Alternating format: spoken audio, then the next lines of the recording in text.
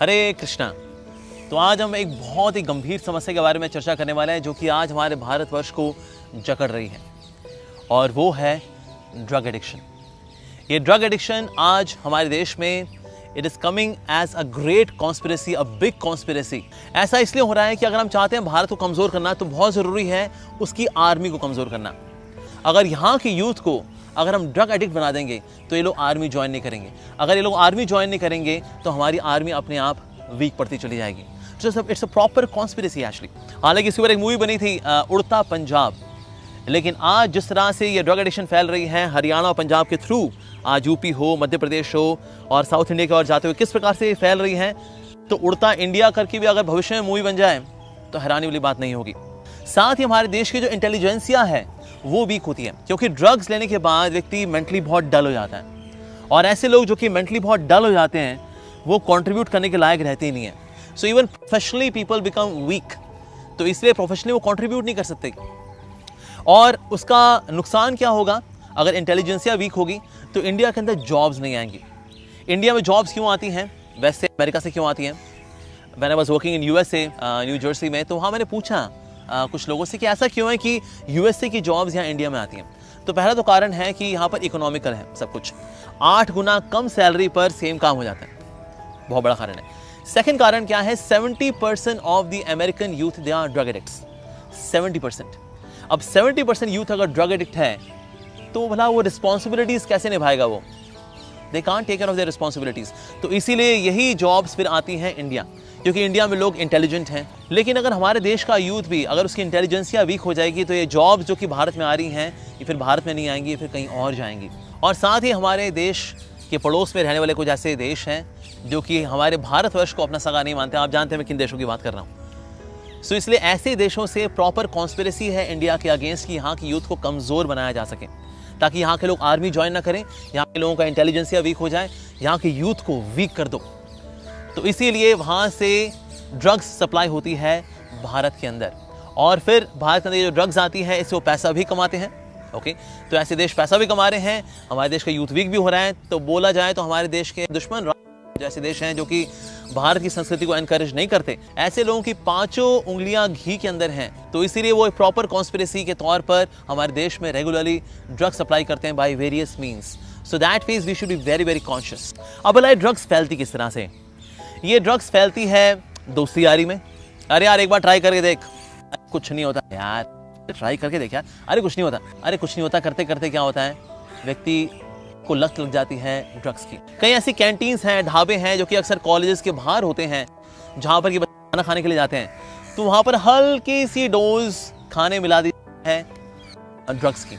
उसके बाद क्या होता है, उसका चस्का लग जाता है, तो बार बार वो बच्चा वहाँ पर आता है और वो कैंटीन वाले से, ढाबे वाले से कहता है भैया मुझे और दे दो, भैया कुछ और कर दो, और कर दो, और फाइनली धीरे धीरे करते करते फिर वो ड्रग एडिक्ट हो जाता है और फिर उससे पैसा भी कमाते हैं ये।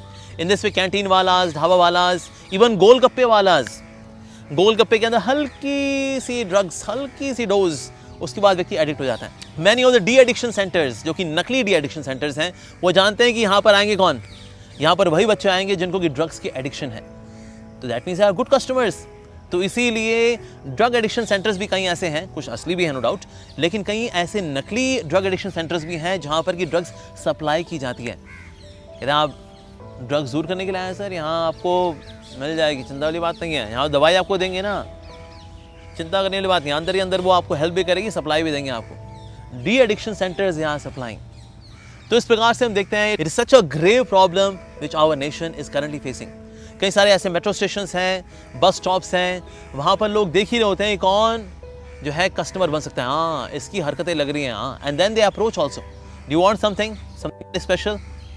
और इस प्रकार से हमारे यूथ को खराब कर रही है ये एडिक्शन, ये ड्रग एडिक्शन। इसे डील करने के लिए सबसे ज़्यादा ज़रूरी तो है कि गवर्नमेंट को जो सर्विलेंस है अपनी, यानी कि हमारे देश में क्या चीज़ आ रही है जा रही है, उसको थोड़ा टाइट और करना पड़ेगा। No doubt they are trying their best, लेकिन शायद इसकी स्क्रूटनी और ज़्यादा बढ़ानी पड़ेगी। स्कूल और कॉलेज के लेवल पे भी अवेयरनेस बढ़ानी पड़ेगी साथ ही हम लोगों को, जिससे कि बच्चों को पता लगे कि इट्स एक्चुअली प्रॉपर कॉन्स्पिरेसी।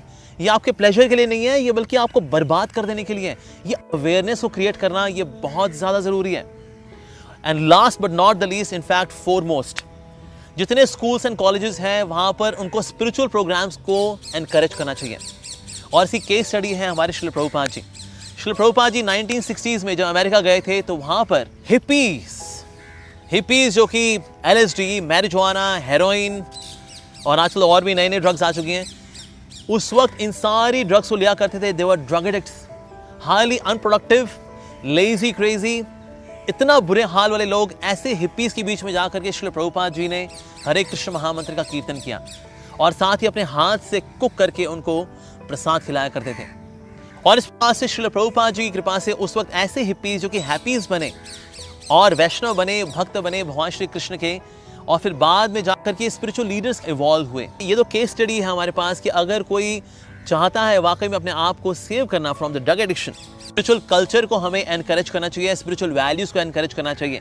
और आज भी इस्कॉन यूथ फोरम अलग अलग कॉलेजेस में जाता है, वहाँ पर ड्रामाज ऑर्गेनाइज करता है और साथ ही कोर्सेज डिज़ाइन कर रहा है ताकि बच्चों को इस बारे में अवेयरनेस हो और बच्चों को हायर टेस्ट मिलेगा स्पिरिचुअलिटी का, तो ड्रग्स का जो लोअर टेस्ट है वो निकल जाएगा। By higher taste we can conquer the lower taste, by higher taste we can conquer the lower taste. तो इस बात को हमें समझना है। By the culture of devotion, by the culture of spirituality, by the culture of bhakti, all these addictions can be conquered actually. So इसीलिए मेरी request है सारे स्कूल्स और कॉलेजेस में उनकी अथॉरिटी से, प्लीज ऑर्गेनाइज सच प्रोग्राम्स।